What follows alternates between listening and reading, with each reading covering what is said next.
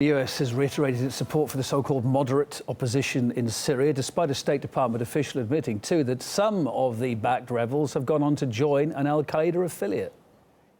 We are accelerating the work we are doing to support the moderate Syrian opposition. Nusra Front, which is an al-Qaeda affiliate, has absorbed, as have other smaller groups, have absorbed a number of what we would have previously called the moderate opposition. Well, let's get more thoughts on this now from writer and political commentator John White is on the line live from Edinburgh there. Hi there, John. I mean, Washington accuses on one hand here Russia of targeting moderate rebels in West Syria. Let's take a listen to the latest accusations and we'll get some thoughts on it. While Moscow asserts that its military actions are directed at ISIL, the vast majority of Russian airstrikes are targeted in areas where the Assad regime has lost territory to forces led by the moderate opposition: Hama, Homs, Aleppo, and Idlib. Yeah, but that's exactly, John, where Russia says al-Nusra Front is also active in those cities just mentioned there by Victoria Nuland. So is Washington saying here they shouldn't be targeting, that Russia shouldn't be going after the jihadists in these places? What is the message? It's certainly mixed. It certainly is mixed, Kevin. This is effectively what Victoria Nuland is trying to maintain, because what's happened with Russia's intervention is the entire edifice of the US policy towards the Syrian conflict has collapsed.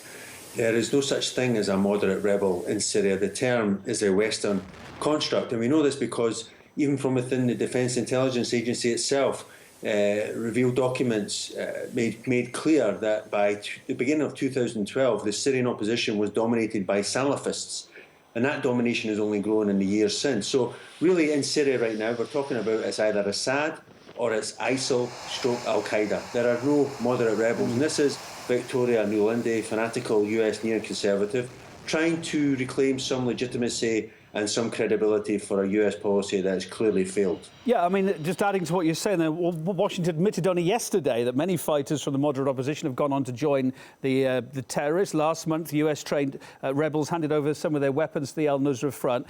But still, Washington is talking about helping, backing the moderate rebels. So who are these people? Who is this core? You say they don't exist, but what's Washington talking about then?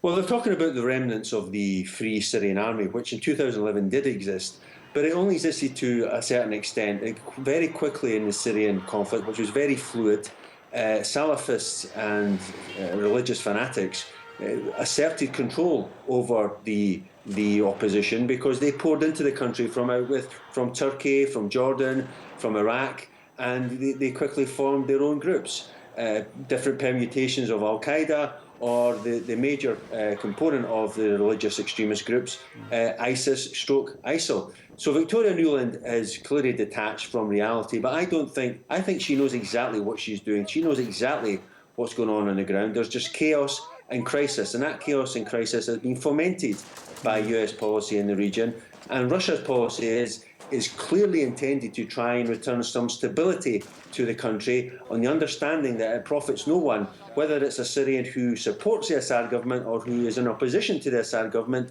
to see the country collapse and its state institutions collapse.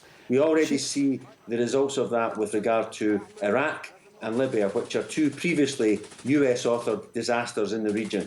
She had more to say, too, about the ongoing Russian operation in Syria. She said that Russian casualties in Syria are growing, quote, and they're being covered up by Moscow. Now, so far, officially, from the Kremlin, one soldier has died there on the ground. That's been confirmed, and it was confirmed, actually, as a suicide. But where do you think Nuland is getting her information from? She's saying that's not the case. Where's she getting her facts from, then? Well, there's obviously a market for Syrian exiles to parade these fictions and in order to suit a US narrative. Victoria Nuland, even for a fanatical US neoconservative such as Victoria Nuland, the idea that Russia is suffering many casualties and that they're going unrecorded and the Russian public are being misinformed in this regard is a fabrication too far. This is revisionism writ large, and it's been done, as I say, to try and bolster Washington's credibility where it no longer has any worth mentioning in that region. John White, got to leave it there. Writer, specialist in geopolitics on the line from Edinburgh. Thank you.